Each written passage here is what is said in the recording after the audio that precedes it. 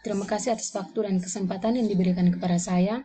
Di sini saya akan memaparkan materi saya yang berjudul Pengertian dan Konsep Dasar Kepemimpinan. Yang pertama, pengertian kepemimpinan. Kepemimpinan merupakan sebuah bidang riset dan juga suatu keterampilan praktis yang mencakup kemampuan seseorang atau sebuah organisasi untuk memimpin atau membimbing orang lain, tim, atau seluruh organisasi. Yang kedua, ada pun pengertian kepemimpinan menurut para ahli. Yang pertama, menurut Stoner, kepemimpinan adalah sebuah proses dalam mengarahkan atau memengaruhi kegiatan terkait sebuah organisasi atau kelompok demi mencapai tujuan tertentu. Yang kedua, menurut Wajo Sutmijo, kepemimpinan merupakan kemampuan dalam diri seseorang dalam mencakup sifat-sifat seperti kepribadian, kemampuan, dan kesanggupan. Kepemimpinan tidak dapat dipisahkan dari gaya, perilaku, dan kedudukan pemimpin yang bersangkutan dengan para pengikut serta situasi. Yang ketiga, menurut Sondang Siagian, kepemimpinan dapat diartikan sebagai kemampuan seseorang saat menjabat sebagai pemimpin suatu organisasi untuk mempengaruhi perilaku orang lain, khususnya bawahannya. Yang keempat, menurut Kons, kepemimpinan adalah perilaku individu ketika memimpin aktivitas dalam kelompok atau organisasi untuk mencapai tujuan bersama atau share goal. Yang berikutnya, fungsi kepemimpinan. Yang pertama, fungsi instruktif. Fungsi ini menetapkan pemimpin sebagai pengambil keputusan dan memberi tugas terhadap para bawahannya. Yang kedua, fungsi konsultatif. Berbeda dengan fungsi instruktif, fungsi konsultatif sifatnya dua arah.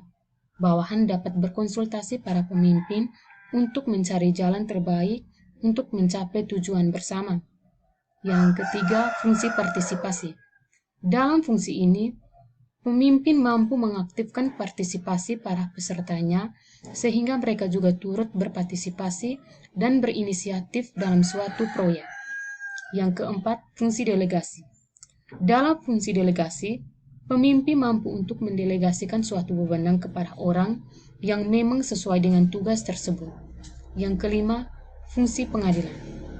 Fungsi pengadilan berarti pemimpin mampu untuk mengendalikan segala aktivitas bawahannya agar efektif bertugas untuk mencapai tujuan dan tidak keluar jalur.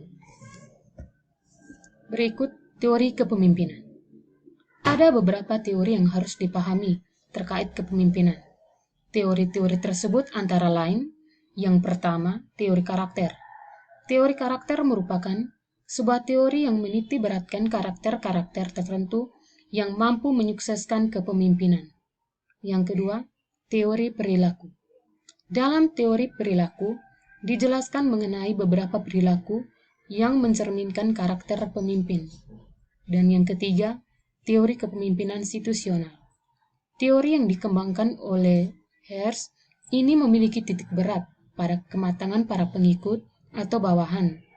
Kesuksesan suatu tujuan bergantung pada matang tidaknya para bawahan. Maka dari itu, pemimpin diharapkan menganalisis apakah bawahannya sudah cukup matang atau belum. Yang berikut, tujuan kepemimpinan. Yang pertama, mencapai tujuan. Kepemimpinan merupakan sebuah hal yang dibutuhkan dalam sebuah perusahaan atau kelompok supaya tujuan dapat tercapai.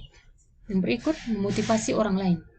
Tujuan lain dari kepemimpinan adalah untuk memotivasi orang lain agar orang lain bisa melakukan sebuah hal dengan baik dan memaksimalkan kemampuan.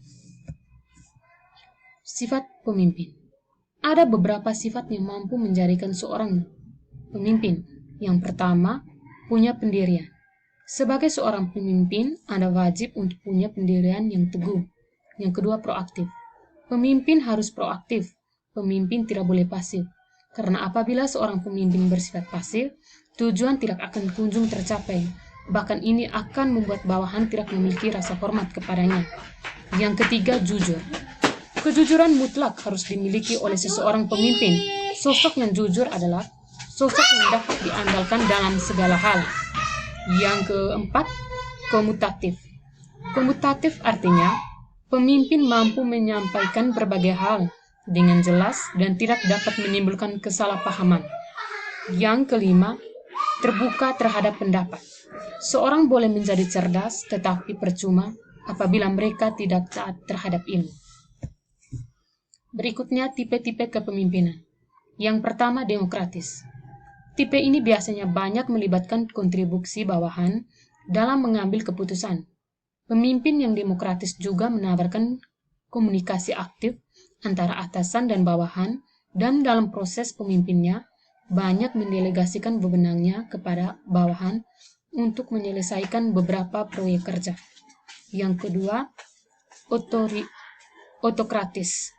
Cara pemimpin dari atasan yang memiliki tipe ini sangat bergantung pada dirinya sendiri.